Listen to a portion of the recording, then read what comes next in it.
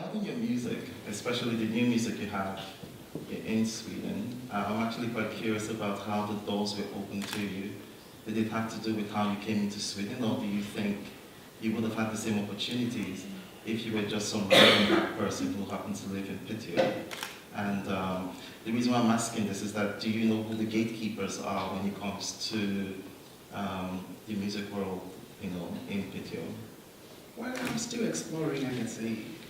Yeah, I'm still exploring. But one good thing that actually I was actually, I can say, privileged to have was I've got quite good people around me in terms of what brought me here in Sweden in general.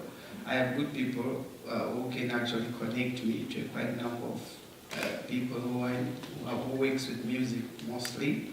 So of course I haven't really yet say I have got that thing. I'm still actually striving to get connected. What was your impression at first when you were moving to Sweden?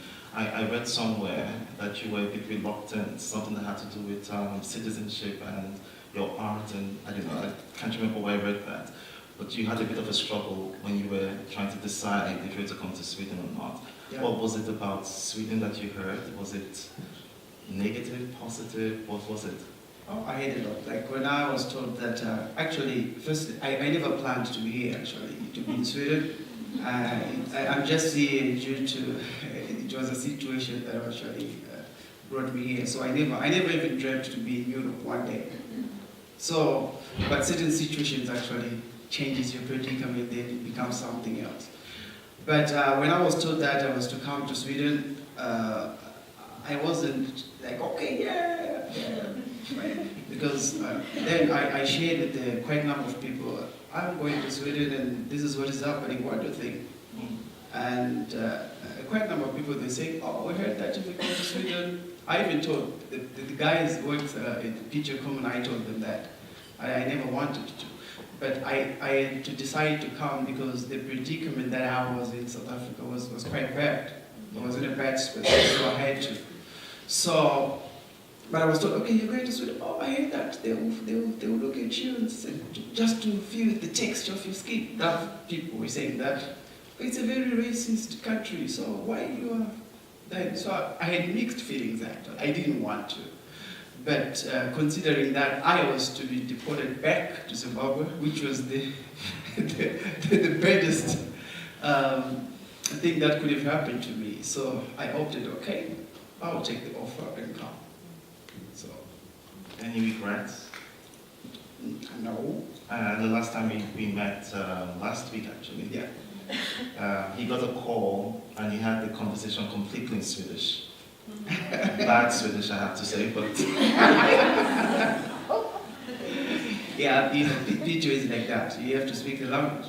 And at times, I think I discovered this. At times, some of like when I came here, what I did first, I had to read a great number of books just to study how Swedish people are in general. Should I share some of that with us? I got quite a number of explanations from that. I think Swedish people in general, they are closed people. They are not open. So at times, if I am to be offended to say, okay, I greeted somebody, he doesn't want to greet me back, then I'm just okay. If he doesn't want or she doesn't, I don't mind, it's okay. When if you want to, then some people now they can say, because they are too closed. And most probably, morally in Piteå, at times, some of them, they are not flexible speaking English. They want you to speak Swedish. So for you to, in order to fit up, because it's in two ways. I think for me, I need to actually up my game as well, to fit into the community. Yeah, do what they do. At times, because I come here and I'm trying to make a live. I mean, a new plan, new everything. So I have to fit in, and I have to do my homework as well as an individual to fit into the community. So that's what I mean. I think that's such a different. I remember when I was here newly, I did my SFE, And I was, excited after I passed the exams, and I thought I'm going to speak this Swedish. Even if it's bad, I'm going to just speak this Swedish. And so I go into a shop, and I was trying to speak my Swedish. And the lady behind the counter was just staring at me blankly, and then I think I said something in English, and she just said, "Do you speak English?" I said, "Yes." She was like, "Thank God." So I mean, that's the difference, I think, between here and there, because here people are just happy to speak English with you. Come to Piteå. I will invite you to Of course, they'll talk to you in English, but some of them, they are not interested. Okay. Yeah, it's like it's glued. All right, I would move to the last bit of our conversation, which has to do with artistic freedom. I want you to comment on artistic freedom as it reflects back home in Zimbabwe and South Africa, and your impression of it here in Sweden. Well, I'll start with, I'm happy that I've got my brother here. Good. Yeah. Firstly, in Zimbabwe, artistic freedom it's a nightmare.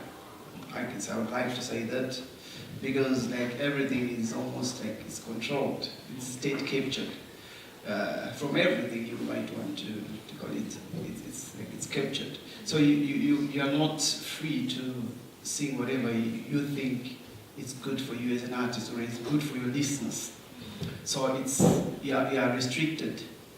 It could be you can do something, you take it to radio, then I don't know why they put this system of like a listening board, or a board that sits on a particular CD, or it's a single song. They will sit on it.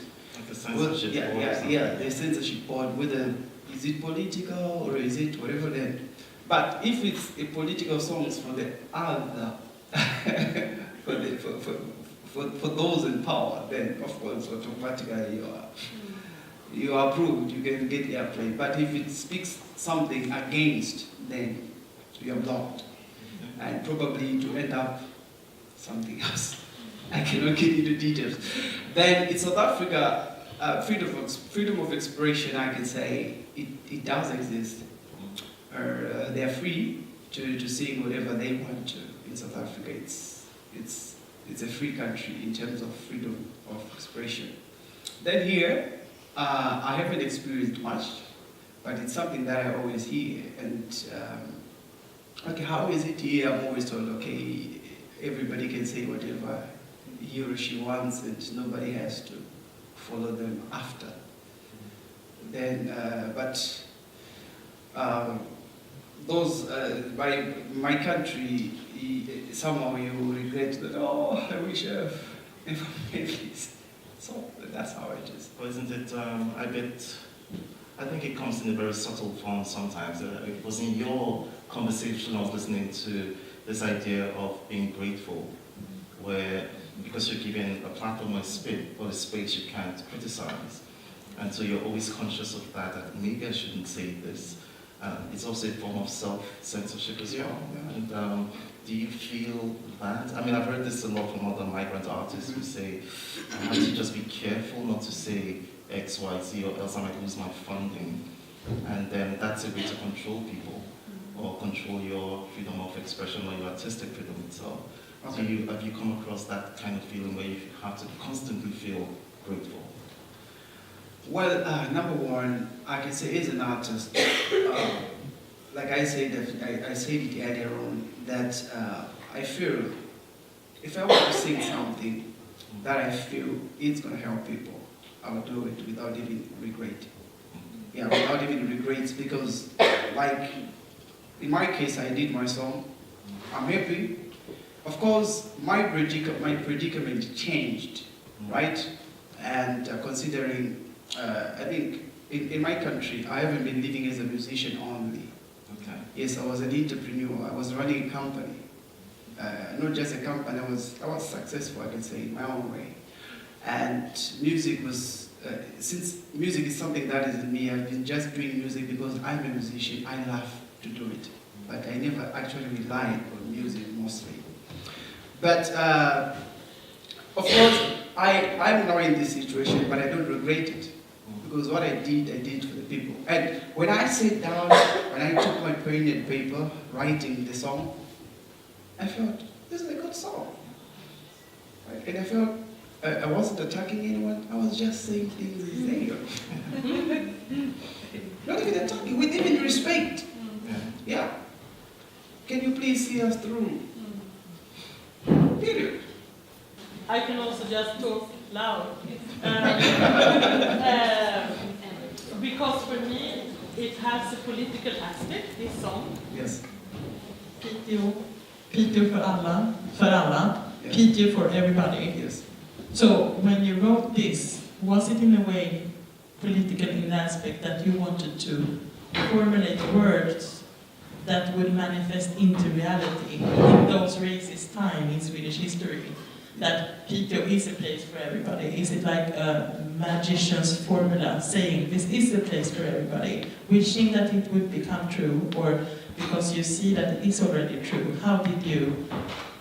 Okay, thank you for that very important question. I can put it this way. When I came to Piteå, actually, it's actually Piteå for all, like, it's actually a theme for Piteå in general. Aha. Yes. It already exists. Yes, it exists. So I asked, what's the meaning of this? Then they told me, okay, it means this and this. I said, okay, it's fine. Then they just, okay. And considering as well the reception that I was given with Piteå in general, actually, made me to actually thought of that song. So I had to. Piteå is for all. Every experience is a new creation. Come and show you the city, where everyone finds a home, a beautiful land where you find your inner self with ease. Worlding, can you find such a city with loving people everywhere you look? Piteå, and for alla som du, alla som jag. Piteå, and for alla som du, alla som jag. Piteå tillsammans får alltid.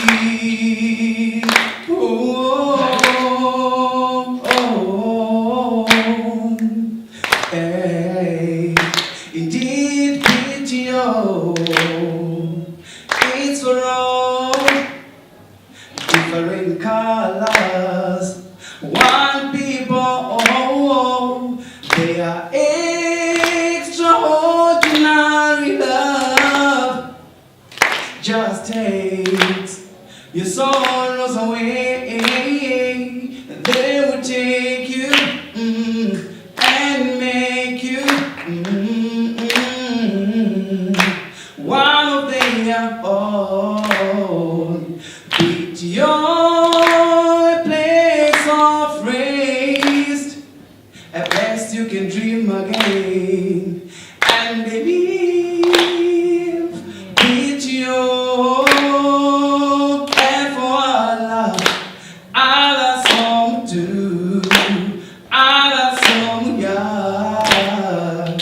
Piteå, and for alla som du, alla som jag. You are a hope for many.